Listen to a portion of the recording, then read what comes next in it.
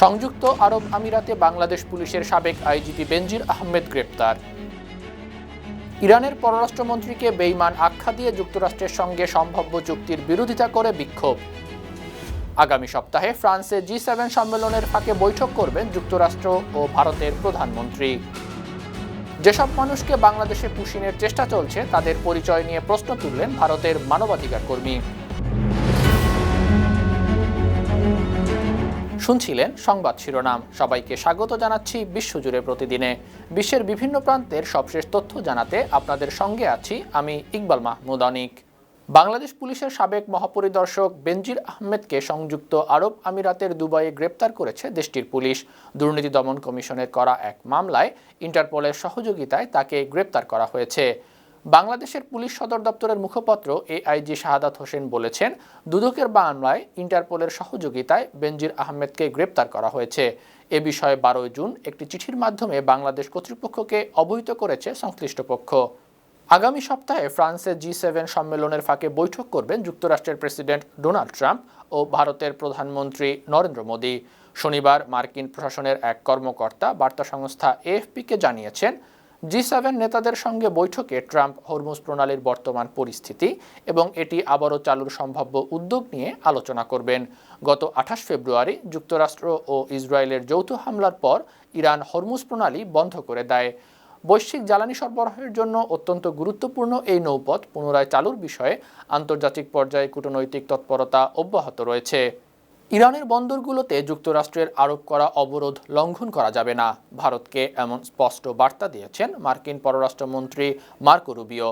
গতকাল শনিবার যুক্তরাষ্ট্রের পররাষ্ট্র দপ্তর বিবৃতি দিয়ে বলেছে, রুবিও ভারতের পররাষ্ট্রমন্ত্রী সুব্রমণিয়াম জয়শঙ্করের সঙ্গে ফোনে কথা বলার সময় এই বার্তা দিয়েছেন।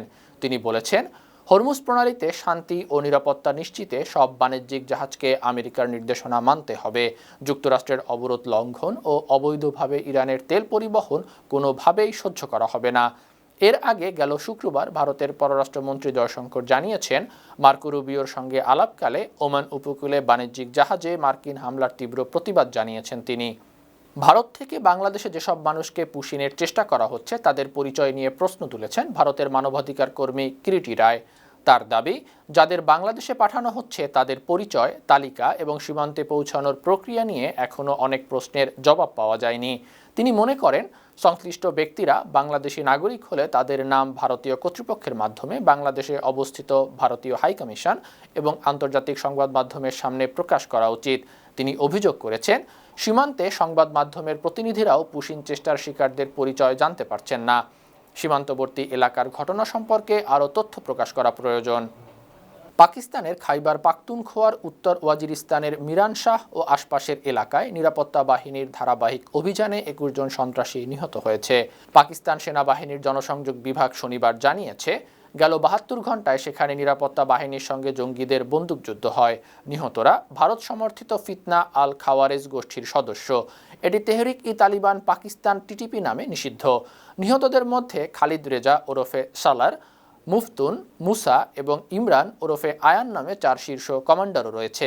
এই সাফল্যে পাকিস্তানি বাহিনীকে অভিনন্দন জানিয়েছেন পাকিস্তানের রাষ্ট্রপতি আসিফ আলী জারদারি, প্রধানমন্ত্রী শাহবাজ শরীফ এবং স্বরাষ্ট্রমন্ত্রী মহসিন নাকভি। যুক্তরাষ্ট্রের সঙ্গে সম্ভাব্য চুক্তি নিয়ে ইরানের পররাষ্ট্রমন্ত্রী আব্বাস আরাকচির বিরুদ্ধে বিক্ষোভ করেছেন কিছু মানুষ। শনিবার রাতে মার্কিনীদের সঙ্গে চুক্তি নিয়ে টেলিভিশনে এক সাক্ষাৎকার দেন আরাকচি। এরপরই মাসহাদে ইরানি পররাষ্ট্র মন্ত্রণালয়ের ভবনের সামনে তার বিরুদ্ধে বিক্ষোভ হয়।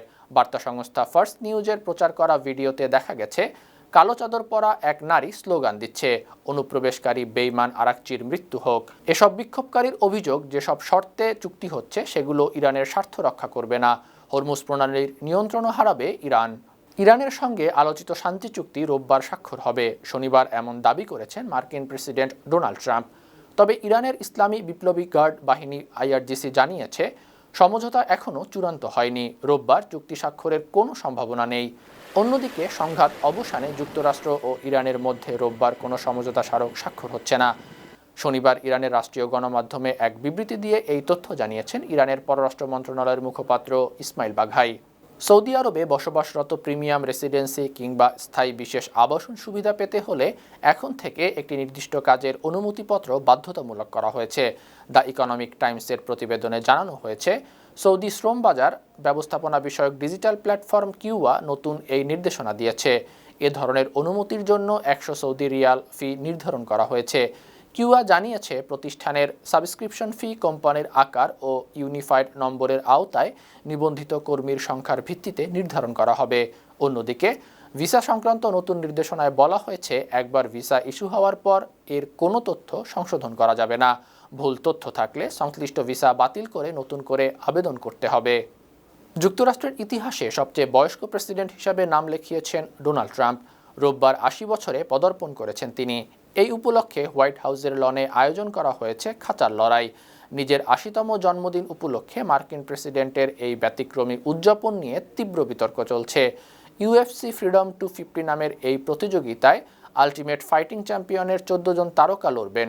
সাউথ লনে দ্য ক্লক নামের বিশাল অ্যারেনায় এই খেলা হবে। মূলত যুক্তরাষ্ট্রের স্বাধীনতার 250 বছর পূর্তি উপলক্ষে $60 মিলিয়ন খরচের এই আয়োজন করা হয়েছে।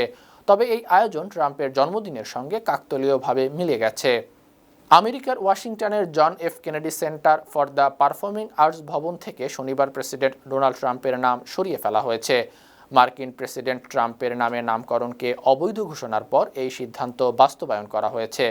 গেল 29 মে মার্কিন জেলা বিচারক ক্রিস্টোফার কুপার এক রায় দিয়েছেন। তিনি বলেছেন, কেনেডি সেন্টারের নাম পরিবর্তন করে ট্রাম্পের নামে নামকরণের সিদ্ধান্ত আইনসম্মত নয়।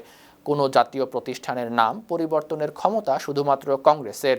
রায়ে প্রশাসনকে 14 দিনের মধ্যে ভবনের সব স্থান থেকে ট্রাম্পের নাম সরানোর নির্দেশ দিয়েছিল আদালত। ইসরায়েলের প্রধানমন্ত্রী বেনিয়ামিন নেতানিয়াহুর বিরুদ্ধে তেল আবিবে আবারও বিক্ষোভ হয়েছে। 2023 সালের 7 অক্টোবর ফিলিস্তিনের স্বাধীনতাকামী সশস্ত্র গোষ্ঠী হামাসের হামলার আগে ও পরে নিরাপত্তা ব্যর্থতার তদন্তে স্বাধীন রাষ্ট্রীয় তদন্ত কমিশন গঠন না করায় রাস্তায় নেমেছে শত শত মানুষ। দ্য টাইমস অফ ইসরায়েল জানিয়েছে, শনিবার তেল আবিবের হাবিমা স্কয়ারে প্রায় 500 জনের সমাবেশ হয়। সেখানে বক্তারা অভিযোগ করেন, নেতানিয়াহু স্বাধীন তদন্ত কমিশন গঠন করতে চান না। সমাবেশ চলাকালে সরকারপন্থী একজন কর্মী ভিডিও ধারণের চেষ্টা করলে উত্তেজনা দেখা দেয়। পুলিশ পরিস্থিতি নিয়ন্ত্রণ করে। সুইজারল্যান্ডে 2050 সালের মধ্যে কোনোভাবেই দেশের জনসংখ্যা 1 কোটির বেশি হতে পারবে না, এমন প্রস্তাব নিয়ে রোববার গণভোট হয়েছে সুইজারল্যান্ডে। দেশটির ডানপন্থী সুইস পিপলস পার্টি দাবি করেছে, জনসংখ্যা নিয়ন্ত্রণ করা গেলে আবাসন, সরকারি চাকরি ও পরিবেশের ওপর চাপ কমবে। অন্যদিকে কেন্দ্রীয় সরকার, অন্যান্য রাজনৈতিক দল, ব্যবসায়ী সংগঠন ও শ্রমিক ইউনিয়নগুলো বলছে, এটি কার্যকর হলে দেশে কর্মী সংকট হবে।